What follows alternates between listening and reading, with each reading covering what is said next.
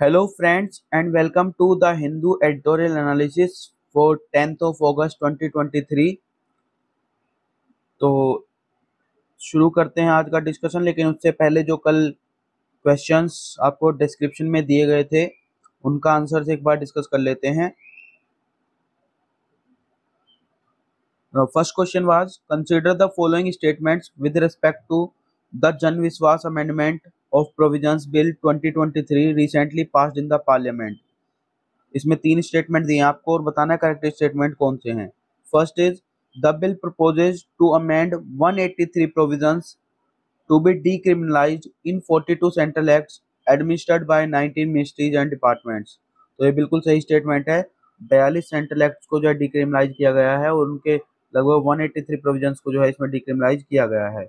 Decriminalise का मतलब यह है कि जो उनमें पहले इम्प्रिजनमेंट के प्रोविजंस थे उनको जो है वो खत्म कर दिया गया है।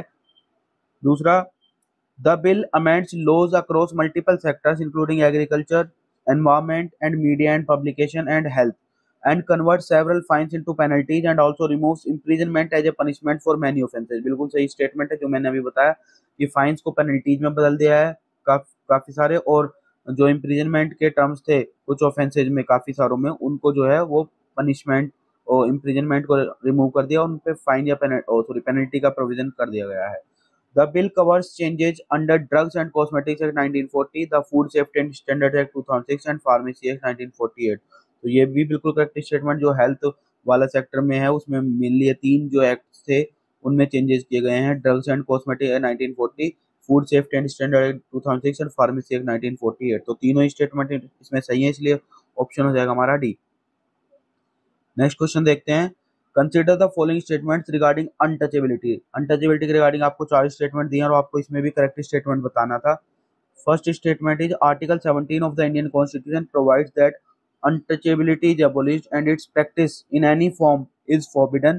The enforcement of any disability arising out of untouchability shall be an offense punishable in accordance with the law। तो बिल्कुल सही स्टेटमेंट है। अनटचेबिलिटी को abolish करता है आर्टिकल 17 और इसकी किसी भी फॉर्म में प्रैक्टिस जो है वो एक तरह से इलीगल है। The untouchability offences act that commands punishment for the practice of untouchability and abolish the disgraceful practice came into force on 1 जून 1955। तो ये भी बिल्कुल सही स्टेटमेंट है। जो अनटचेबिलिटी ऑफेंसेज एक्ट 1955 का है वो 1 जून 1955 से कमेंस हुआ था। Third statement is the untouchability offences act was revised on 2 September 1976 and renamed as protection of the civil rights act. तो ये भी बिल्कुल सही है। 1976 में एक्ट अमेंडमेंट के थ्रू जो है इसको इसका नाम बदल के protection of civil rights act कर दिया गया था। और last statement is the protection of civil rights act made the wilful negligence of complaints related to untouchability by investigating officers as tantamount to abetment. तो ये भी बिल्कुल सही है स्टेटमेंट है कि अगर विलफुल नेग्लिजेंस कोई इन्वेस्टिगेटिंग ऑफिसर करेगा तो इट विल टेंटामाउंट टू अबेटमेंट। तो चारों ही स्टेटमेंट करेक्ट है, इसलिए ऑप्शन हो जाएगा डी इसमें भी। all the four statements are correct। so बढ़ते हैं आज के डिस्कशन की तरफ। First article is that 70s show proposed licensing for computing devices imports dent India's credibility। तो कॉन्टेक्स्ट तो जो रिसेंटली हमने जो इंडिया जो कॉमर्स एंड इंडस्ट्री मिनिस्ट्री है उसने जो रेस्ट्रिक्शन नोटिफाई किए थे किस पे, इंपोर्ट्स ऑफ लैपटॉप्स पे, पर्सनल कंप्यूटर्स पे, टैबलेट्स और सर्वर्स, ठीक है ना। और जो इंपोर्टर्स थे उनके लिए कंपलसरी बना दिया था कि उनको पहले एक लाइसेंस सिक्योर करना पड़ेगा, उसके बाद ही वो इंपोर्ट कर पाएंगे। तो उसके रिगार्डिंग ये आर्टिकल है। तो इसमें ऑथर ये कह रहा है यहाँ पे कि हम पीछे एक तरह से हार्क बैक कर रहे हैं, मतलब पास्ट में जो 1970s के एक तरह से लाइसेंसिंग राज वाले प्रोविजंस थे उसकी तरफ जा रहे हैं। और ये कर्व क्यों लगाए गए हैं? पहली बात तो ये कि जो ये रेस्ट्रिक्शंस आए हैं वो इमीडिएट इफेक्ट से आए हैं, तो जो एंटायर सप्लाई चेन है वो इससे एक तरह से कहीं ना कहीं अफेक्ट होने वाली है, क्योंकि इसमें जो शिपमेंट या ट्रांजिट में भी जो आपके जो वो हैं शिपमेंट्स वो भी इसमें कहीं ना कहीं उन पे भी कर्ब्स लगे हैं, वो भी रेस्ट्रिक्ट हो गए हैं। And igniting fears of shortage and price surges. जाहिर सी बात है कि शॉर्टेज के फियर्स पब्लिक में हो सकते हैं और इससे जो है प्राइस राइज भी देखने को मिलेगा, ठीक है ना। गवर्नमेंट ने क्या सजेस्ट किया कि इनके पीछे रेस्ट्रिक्शंस के लिए जो गवर्नमेंट ने जो आर्ग्यूमेंट दिया है वो दिया है कि it is primary driven by security concerns का उसमें वो दिया है। और it was also a rather blunt nudge for IT hardware product producer to set up manufacturing bases in India। और ये भी देखा जा रहा है कि इसलिए भी किया गया है कि जो प्रोड्यूसर्स हैं वो मैन्युफैक्चरिंग बेस कहाँ पे इंडिया में सेटअप करें बाय टैपिंग ए प्रोडक्शन लिंक्ड इंसेंटिव स्कीम, जो पीएलआई स्कीम हमारी चल रही है उसको उसका यूज करके, ठीक है ना। लेकिन ऑथर ने यहाँ पे ये कहा है कि but complex PC component value chains can not crop up overnight, लेकिन रात भर में तो आप उसको ओवरनाइट तो मतलब जो कॉम्प्लेक्स कंपोनेंट वैल्यू चेन है उनको नहीं एस्टेब्लिश कर सकते हो। And concerns also flared up about how this में hit India software and IT enabled services export prowess, जो इंडिया आईटीईएस और आईटी में सॉफ्ट आईटी उसमें जो इंडिया को सर्विसेज सेक्टर में जो मिला हुआ डोमिनेंस मिला हुआ है इन दोनों ही सेक्टर में, आईटी और आईटी एनेबल्ड सर्विसेज एक्सपोर्ट वाले में, तो वो भी कहीं ना कहीं इससे अफेक्ट होगा, ये भी कंसर्न जताई जा रही है, ठीक है ना। 1970s वाली मैंने बात की है कि उस वाले उसमें टाइम में चले गए हैं। हालांकि ये जरूर कह रहे हैं कि लाइसेंस जो है वो मिनट्स में मतलब लाइसेंस देने में देर नहीं की जाएगी, लेकिन वही है industry players are likely to remain on edge till the licensing criteria become clear, क्योंकि लाइसेंसिंग क्राइटेरिया आपने कोई क्लियर नहीं किया है कि लाइसेंसिंग में क्या क्या आप क्राइटेरिया रख रहे हो, क्यों इम्पोर्टर्स को क्या जस्टिफाई करना पड़ेगा कि कटिंग एज डिवाइस वो इम्पोर्ट कर रहे हैं, तो या जो सॉफ्टवेयर फर्म है उनको प्रूफ जमा करने पड़ेंगे कि वो न्यू हायर या फ्रेश एक्सपोर्ट ऑर्डर्स जो वो करने वाले हैं लाइसेंस लेने के लिए, तो इन सब के रिगार्डिंग कोई क्लैरिटी नहीं आई है, ठीक है ना। तो पीसी और लैपटॉप इंपोर्ट्स के रिगार्डिंग उसने थोड़ा सा यहाँ पे डाटा साइट किया है कि fell almost 28% 2022-23 to 5.3 billion, causing security fears because many come from China. The government can mandate testing norms to verify shipment. तो गवर्नमेंट ये जरूर कर सकती है कि आप मैंडेटरी कर दो इसको कि जब शिपमेंट्स आ रहे हैं जो भी उनका टेस्टिंग होगी, ये करने से आप ज़्यादा मतलब इजीली जो है इसको चेक कर सकते हैं अगर सिक्योरिटी के ही फियर्स थे तो सिर्फ, ठीक है ना। और दूसरी बात ऑथर ये भी कह रहा है, पहले तो ये सिक्योरिटी फियर को किस तरीके से दूर कर सकते थे, दूसरा ये था कि अगर आप इस पर करना मतलब इंक्रीज करना चाहते हैं इन्वेस्टमेंट्स को, जैसे कि बात की कि मैन्युफैक्चरिंग जो है वो इंडिया में एस्टेब्लिशमेंट होनी चाहिए उनकी, मैन्युफैक्चरिंग या प्रोड्यूसर्स के जो भी मैन्युफैक्चरिंग यूनिट्स हैं उनकी, तो it is difficult to apply global measures into committing large outlet, ये जो आप लाइसेंसिंग वगैरह वाले प्रोविजंस लगे तो वो जो ग्लोबल मेजर प्लेयर्स हैं वो कहीं ना कहीं शिफ्ट हो जाएंगे जहाँ पे उनको अल्टरनेटिव दिखेगा और वो ईजियर रहेगा बिजनेस करने के लिए, ठीक है ना। तो मतलब अगर उनको कोई इजी टर्म्स वहाँ पे किसी दूसरी कंट्री में दिखेंगे दूसरी डेस्टिनेशन में तो वहाँ पे शिफ्ट कर जाएंगी, ठीक है। एनी इंक्रीज इन कॉस्ट और limitations on device options would also imply collateral damage for India's consumers, Indian consumers पे भी फर्क पड़ेगा क्योंकि अगर कॉस्ट बढ़ेंगी, ठीक है ना, और उनके पास लिमिटेड डिवाइस ऑप्शंस रह जाएंगे तो जाहिर सी बात है कंज्यूमर्स भी अफेक्ट होंगे। और ऑथर ने यहाँ पे ये भी कहा है कि for many households and small enterprises this is not just about crossing the digital divide but also access to government services increasingly going online digital India, जब आप डिजिटल इंडिया की बात कर रहे हैं और डिजिटल डिवाइड को कम करने की बात कर रहे हैं, ठीक है ना, क्योंकि ज्यादातर सर्विसेज जो गवर्नमेंट सर्विसेज प्रोवाइड कर वो अब ऑनलाइन हो गई हैं, तो कहीं ना कहीं जो हाउस होल्ड और स्मॉल एंटरप्राइज है वो भी काफी ज्यादा इससे अफेक्ट होने वाली हैं, ठीक है ना। फिर लास्टली ऑथर ने कंक्लूड किया है unpredictable policies excessive taxation and a return to maximum government can derail India's reform story, की जो आपने अनप्रेडिक्टेबल पॉलिसीज ला रहे हैं या टैक्सेशन को बढ़ाएं, जैसे कि अभी रिसेंटली 28% जीएसटी कर दिया था गेमिंग बैट्स पे, ठीक है ना, फ्रीज कर दिया था price deregulated from petroleum products, तो मैक्सिमम गवर्नमेंट की तरफ फिर से रिटर्न जो आप कर रहे हैं, जो आप कहते थे कि मिनिमम गवर्नमेंट और मैक्सिमम गवर्नेंस होना चाहिए, तो इन सारे ये जो चेंजेस आए हैं दे में डिरेल इंडियाज रिफॉर्म स्टोरी, ठीक है ना। Next article is changing consensus the international community can push Russia and Ukraine towards stop, वही है जो भी जेद्दा में कॉन्फ्रेंस हुआ था जिसमें 42 नेशंस ने पार्टिसिपेट किया था to find a way to end the conflict, ठीक है ना। और इसको टिपिकल पीस कॉन्फ्रेंस से अलग बताया ऑथर ने, क्यों, क्योंकि this conference is to build consensus among the major powers specially the global south on working towards a fair and durable peace, fair और ड्यूरेबल पीस के लिए जो इसमें, क्योंकि पार्टिसिपेशन ग्लोबल साउथ कंट्रीज का रहा है, चाइना का भी इसमें पार्टिसिपेशन रहा है, इंडिया का भी इसमें पार्टिसिपेशन रहा है, तो इसलिए इसको ऑथर ने टिपिकल पीस कॉन्फ्रेंस से अलग बताया है, ठीक है ना। China's participation this time along with India and South Africa, all countries that maintain good ties with Russia despite the war, global efforts toward peace have gained much more seriousness, तो इस बार जो ग्लोबल पीस के efforts हैं उनमें थोड़ी सी ज्यादा seriousness देखने को मिली क्योंकि चाइना, इंडिया और साउथ अफ्रीका तीनों ही कहीं ना कहीं अच्छे रिलेशंस मेंटेन कर रहे हैं रशिया के साथ वार के चलते हुए भी, तो इनका इसमें पार्टिसिपेशन जो है कहीं ना कहीं थोड़े अच्छे ग्लोबल पीस की तरफ मतलब जो पीस आने के चांसेज है उनकी तरफ अच्छा इंडिकेशन दे रहे हैं, ठीक है ना। 18 months after the war began, it is now evident that it has no military solution. ये तो कंफर्म है कि मिलिट्री सॉल्यूशन तो पॉसिबल नहीं है, क्योंकि 18 महीने ऑलरेडी हो चुके हैं। अगर देखें तो रशिया ने जो थोड़े से दिखाए हैं कि वो एडवांसेज कर रहा है, वो भी इतने काफी इफेक्टिव नहीं हुए, जो और जो यूक्रेन के क्लेम्स है वो भी ऐसे इफेक्टिवनेस उनमें देखने को मिलती नहीं। जो यूक्रेन का काउंटर ऑफेंसिव है वो भी कहीं ना कहीं एक तरह से उसमें भी ज्यादा कुछ खास उसका क्लेम भी हमें ऐसा अच्छा होता हुआ दिखता नहीं है, ठीक है ना, उतने ही बताया। But the stalemate does not push either side toward talk, लेकिन ये दोनों ही तरफ से स्टेलमेट है कि ना तो रशिया को ही वो मिल रही है सक्सेस, ना ही यूक्रेन को मिल रही है, लेकिन कहीं ना कहीं से जो टॉक्स की तरफ जो बातें चलेंगी वो कहीं ना कहीं जरूर स्टेलमेट हो रही है, मतलब उन पे जरूर अटकलें इन्होंने जो है दोनों ये जो इवेंट्स हुए उन्होंने की है, ठीक है ना।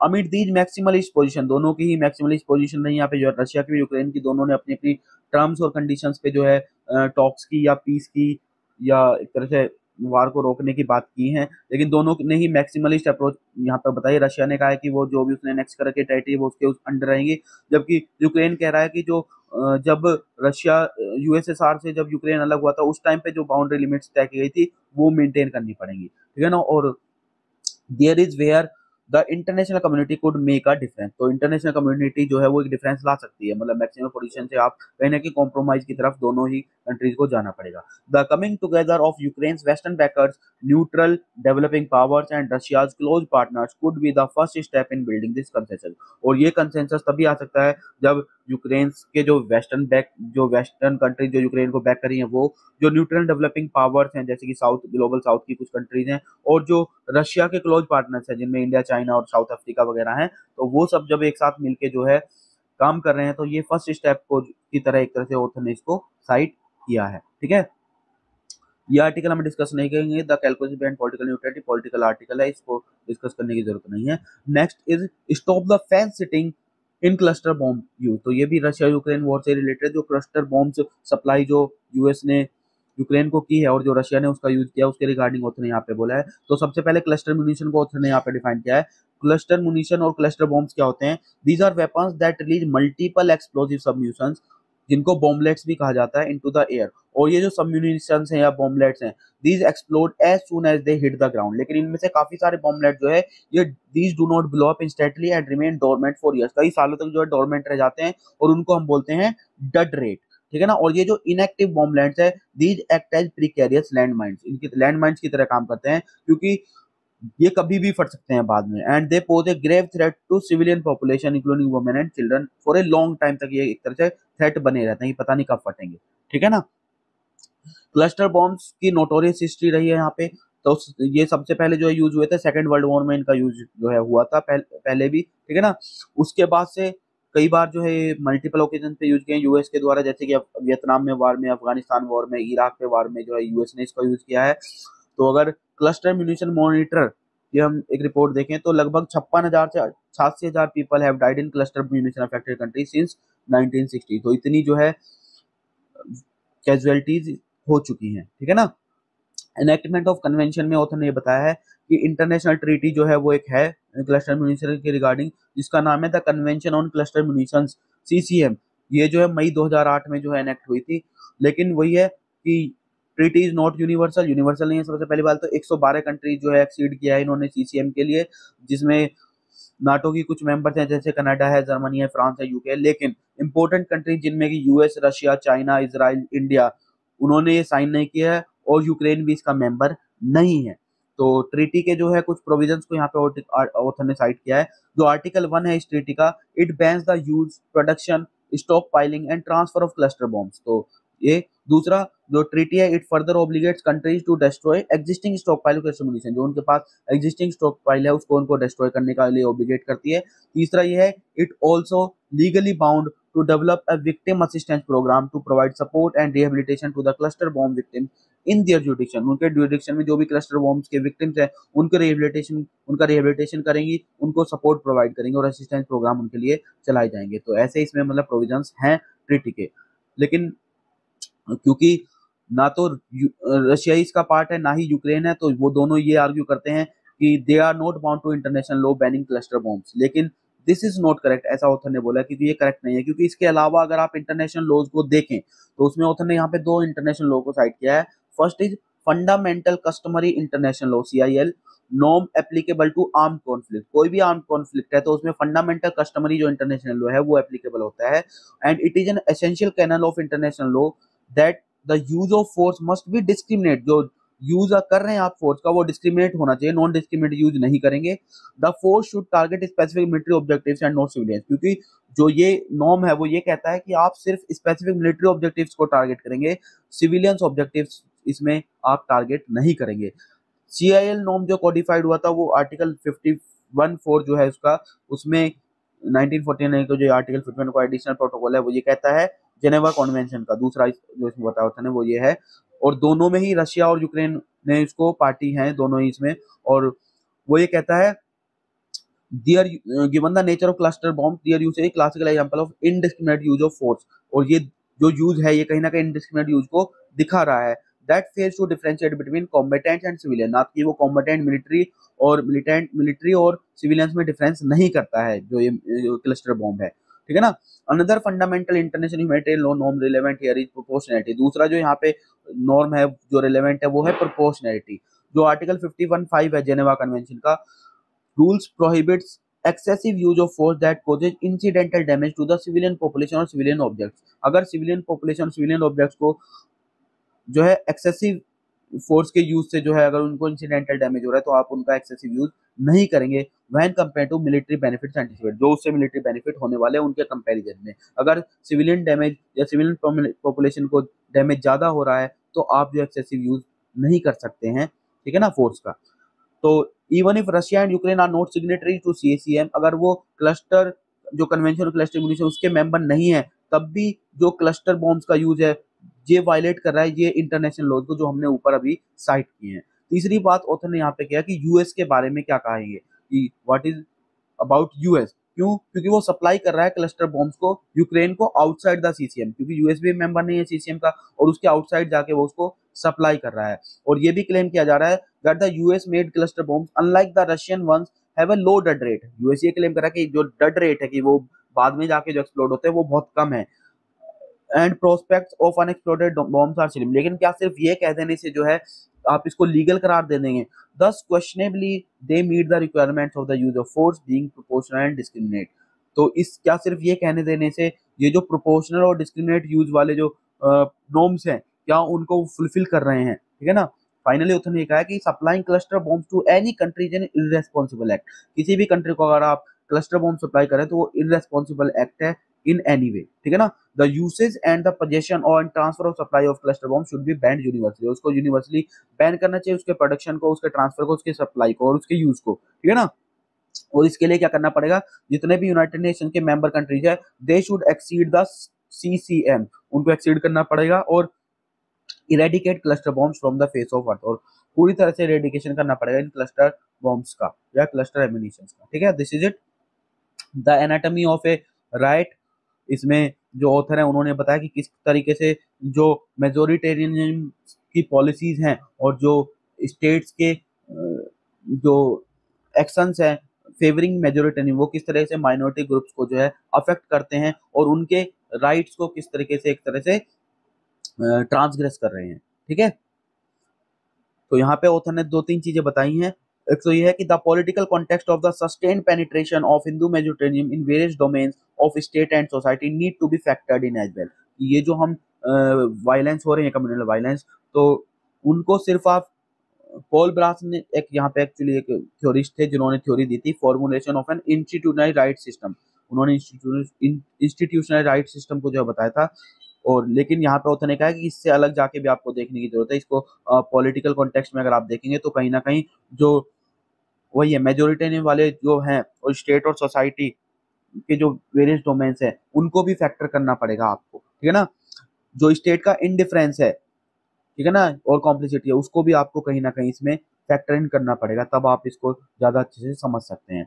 जो और इसके लिए ऑथर ने यहाँ पे जो आर्ग्यूमेंट दिया वो दिया कि जो Haryana and Punjab high court ने ऑब्जर्वेशन सुओ मोटो की थी कि ये जो बुलडोजर जस्टिस कर रहे हैं आप इसको रोकिए, ठीक है ना। It reveals a lot about the ideological intent of the state response. State का जो रेस्पॉन्स है उसके आइडियोलॉजिकल इंटेंट को ये साफ साफ दिखाता है, ऐसा ऑथर ने अपने सपोर्ट में आर्ग्यूमेंट में कहा है। ऑथर ने ये भी कहा कि जो कम्युनलिज्म है वो तो ये नहीं है कि आज का कोई इशू है, ये बहुत पुराना है, ठीक है ना। और कुछ जो कहते हैं कि कुछ स्टेट्स हैं या जो कुछ पर्टिकुलर कम्युनिटी से रूल्ड स्टेट्स हैं वहाँ पे वायलेंस या कम्युनल वायलेंस नहीं देखने को मिलता, उसको ऑथर ने यहाँ पे नेगेट किया है। और ऑथर ने यहाँ पे एक नेशनल क्राइम रिकॉर्ड्स ब्यूरो का जो डाटा वो यहाँ पे कोट किया है, और उसने रिपोर्ट किया था 5302 केसेस राइटिंग इन 2021 जो हरियाणा में है वहाँ पे, ठीक है ना, यूपी में, सॉरी यूपी में जो जो राइट के केसेज हैं वो 5302 केसेज 2021 में जो है एनसीआरबी के अकॉर्डिंग हुए हैं, ठीक। फिर पॉल ब्लास्ट जो थे, जिनको अभी पीछे हमने कोट किया था ऑथर ने, उन्होंने 3 फ्रेज बताए थे यहाँ पे राइट से रिलेटेड। वो तो ये पहला है प्रिपरेशन और रिहर्सल, दूसरा एक्टिवेशन एनएक्टमेंट, और तीसरा है एक्सप्लेनेशन और इंटरप्रेशन, ठीक है ना। तो ऑथर ने यहाँ पे जो आइडियोलॉजी की बात कही है, it according to interpretation of rights it seems the truth about the anatomy of word will elude many, ठीक है ना। तो आप इंटरप्रेट उसको कैसे कर रहे हैं, उससे जो है काफी सारी चीजें डिपेंड करती हैं, ठीक है। सो इतना ही इसमें जानने के लिए इंपॉर्टेंट था, ठीक है। और ऑथर ने यहाँ पे सजेस्ट भी किया कि mutual accommodation and respect are the ways these inconveniences have been addressed in the past. और पास्ट में जो ऐसी इस तरह की कम्युनल राइट्स या कम्युनल इंसिडेंट्स होते थे उनको एड्रेस करा जाता था म्यूचुअल एकोमोडेशन से और म्यूचुअल रेस्पेक्ट के थ्रू, ठीक है ना। बेसिकली कॉन्टेक्स्ट यहाँ पे ये था जो नमाज ऑफरिंग वाले इश्यूज हुए थे उनसे रिलेटेड, ऑथर ने ये भी कहा था इस तरह के इश्यूज को भी कम्युनल या कोई प्रोसेसन जा रहा है उस पर जो कम्युनल अटैक हो जाते हैं उनको आप पास्ट में भी जैसे एड्रेस करते थे म्यूचुअल अकोमोडेशन और रेस्पेक्ट से, उसी तरह से आप अब भी कर सकते हैं, ठीक है। Claims of peace in J&K एमिड continuing terror related death. तो यहाँ पे डाटा पॉइंट में जो ऑथर ने कहा है कि जो गवर्नमेंट के क्लेम्स हैं कि जम्मू कश्मीर में जो है पोस्ट डिवोल्यूशन जो है, पोस्ट डाइल्यूशन जो है आर्टिकल 370 के वो जो इंसिडेंट्स है वो कम हुए, तो ऑथर ने उनको नेगेट किया यहाँ पे। और यहाँ पे जो डाटा साइट किया ऑथर ने वो एसएटीपी का थोड़ा सा डाटा किया है, साउथ एशिया टेररिज्म पोर्टल, और यहाँ पे और भी 2-3 जगह से डाटा ऑथर ने यहाँ पे किया है। एक तो बताई दिया हमने एसएटीपी का, और जो India and Freedom Law Center India and the report titled 5 years without elected administration published by Forum for Human Rights in Jammu and Kashmir। इन दोनों को यहाँ पे ऑथर ने जो है इनसे डाटा लिया, कंपैरिजन किया। ऑथर ने ये बताया यहाँ पे कि जो मिलिटेंट डेथ्स हुई हैं पोस्ट डायल्यूशन पीरियड वो लगभग डबल हो गई हैं इन द रिलेटिवली कार्मर ईयर 2011-15 के कंपैरिजन में, ठीक है ना। एंड सिमिलर टू 2016-18 लेवल, तो 2011-15 और 2016-18 के मुकाबले अब डबल हो गई हैं। जो सिविलियन डेथ्स हैं हालांकि उनमें जो है ट्रेंड थोड़ा डाउनवर्ड देखने को जरूर मिला है। जो पीक था 2018 में 30 पीपल का, ठीक है ना, 2018 में जो पीक था उससे थोड़ा सा कम हुआ, लेकिन अभी भी लगभग 30 सिविलियंस डाइड इन 2022। 2012 में 19 डेथ हुई थी सिविलियंस, 2013 में 19, 2014 में 28, 15 में 19, 2016 में 14, और जो पीक पे पहुंचा था हमने बताया था 2018 वाले में, उसके बाद 2021 में 36, फिर 2020 में 33 और 2022 में अभी 30 बताई है ऑथर ने, ठीक है ना। और 2020 में जो है 45 सिक्योरिटी पर्सनल डाइड 13 2022, जबकि 2011-12 कंपैरिजन में सिर्फ 2011 में 31 थे और 2012 में एक डेथ हुई थी सिक्योरिटी पर्सनल की। तो ये कहीं ना कहीं कॉन्ट्रास्ट में आ रहे हैं डाटा। फिर एसटीएफपी का जो डाटा है, it also show that there were 51 attacks on central reserve police CRPF पे 51 अटैक्स जो हुए बिटवीन अगस्त 2019 दिसंबर 2022, जबकि अगस्त 2012 और दिसंबर 2015 में केवल 22 अटैक्स हुए थे।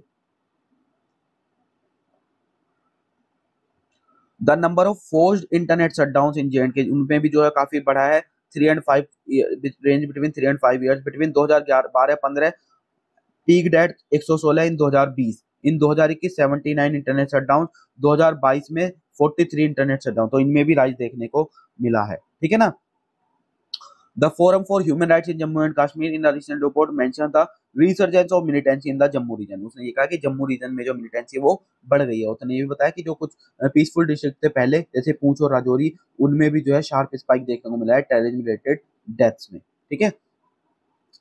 Can SMRs help India achieve net zero emissions. तो एसएमआर्स क्या है यहाँ पे, एसएमआर्स हैं स्मॉल एंड मीडियम रिएक्टर्स, ठीक है ना।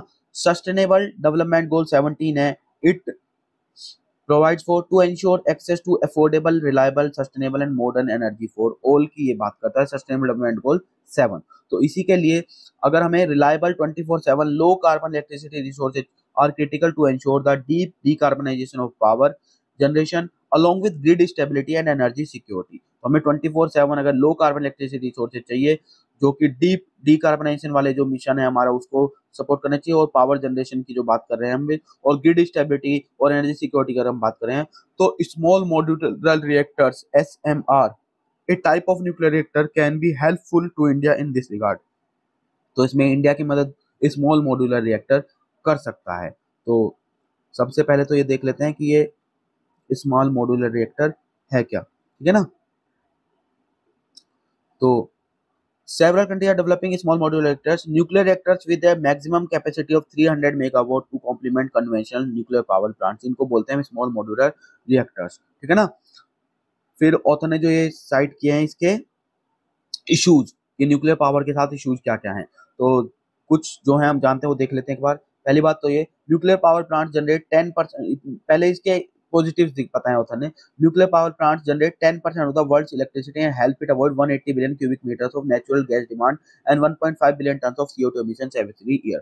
तो 1.5 बिलियन टन CO2 के जो एमिशन है वो कम होते हैं, और 180 billion cubic meter natural gas की डिमांड है उसको ये कहीं ना कहीं अवॉइड करता है, और 10% इलेक्ट्रिसिटी जनरेशन में इसका न्यूक्लियर पावर प्लांट्स का रोल है। दूसरा जो है, these NPPs are efficient users of land and their grid integration costs are lower than those associated with variable renewable energy sources। इनकी जो ग्रिड इंटीग्रेशन कॉस्ट है वो भी लोअर है अगर हम कंपेयर करें बाकी अदर रिन्यूएबल एनर्जी के जो सोर्सेज हैं उनसे, ठीक है ना। और जो लैंड यूज है वो भी ज्यादा एफिशिएंट है। क्यों? Because NPP generate power 24/7 in all kinds of weather, क्योंकि वो 24/7 जो है इलेक्ट्रिसिटी प्रोड्यूस जनरेट कर सकते हैं, और वो भी हर टाइप के वेदर में। क्योंकि अगर आप विंड पावर को देखें, सोलर प्लांट्स को देखें, तो वो ऑल वेदर नहीं है, ना कि 24/7 है। लेकिन जबकि अगर हम इनकी बात करें न्यूक्लियर पावर प्लांट्स की, तो वो ऑल वेदर 24/7 जो है वो जनरेट करते हैं, ठीक है ना। तीसरा जो उसने बताया, ये बताया कि also provides valuable co-benefits like high skill jobs in technology, manufacturing and operations, की कहीं ना कहीं एम्प्लॉयमेंट को भी एम्प्लॉयमेंट प्रोवाइड करने में भी हेल्प करते हैं, ठीक है ना। लेकिन वही है, कन्वेंशनल जो न्यूक्लियर पावर प्लांट्स है have generally suffer from time and cost overrun, कि टाइम और कॉस्ट ओवररन से वो सफर करते हैं, क्योंकि काफी टाइम लगता था एस्टेब्लिश करने में और कॉस्ट भी काफी हाई होती थी। उसी का अल्टरनेटिव जो बनाया वो बताया है स्मॉल मॉड्यूलर रिएक्टर्स। क्यों? क्योंकि small modular reactors can be installed in decommissioned thermal power plants sites by repurposing existing infrastructure। तो आप कोई भी जो decommissioned थर्मल पावर प्लांट की साइट है उसमें आप उनको एस्टेब्लिश कर सकते हैं, और इससे आपका जो इंफ्रास्ट्रक्चर की कॉस्ट है वो भी बच जाएगी, ठीक है ना। ब्राउन फील्ड मतलब थर्मल पावर प्लांट्स में भी आप उनको एस्टेब्लिश कर सकते हैं जो ऑलरेडी डिकमीशन्ड है। एडवांटेजेस क्या है एसएमआर के, तो उतने यहाँ पे 7-8 एडवांटेज जो है वो बताए हैं, उनको आप डायरेक्टली कोट कर सकते हैं आपका आंसर्स में। पहला बताया कि SMR are designed with a smaller core damage frequency, जो कोर डैमेज की फ्रीक्वेंसी वो इसमें कम है, इस तरीके से उनको डिजाइन किया गया है, तो यानी कि सेफ्टी की बात उसमें देखी गई है। दूसरा, also include enhanced seismic isolation for more safety, safety के रिगार्डिंग दूसरा ये बताया कि इनमें enhanced seismic isolation भी है। तीसरा, डिजाइन इनका सिंपल है। चौथा, include several passive safety features resulting in a lower potential for the uncontrolled release of radiocarbon materials into the environment, जो अनकंट्रोल्ड रिलीज का रेडियोएक्टिव मटेरियल्स का जो पोटेंशियल है वो इसमें कम है, तो जाहिर सी बात है ये इस तरह की पैसिव सेफ्टी फीचर्स भी इनमें और अधिक हैं, ठीक है ना। The amount of spent nuclear fuel stored in an ASMR project will also be lower, जो न्यूक्लियर फ्यूल स्टोर होता है या अमाउंट स्पेंट होते हैं वो भी इसमें कम है compared in comparison to conventional nuclear power plants।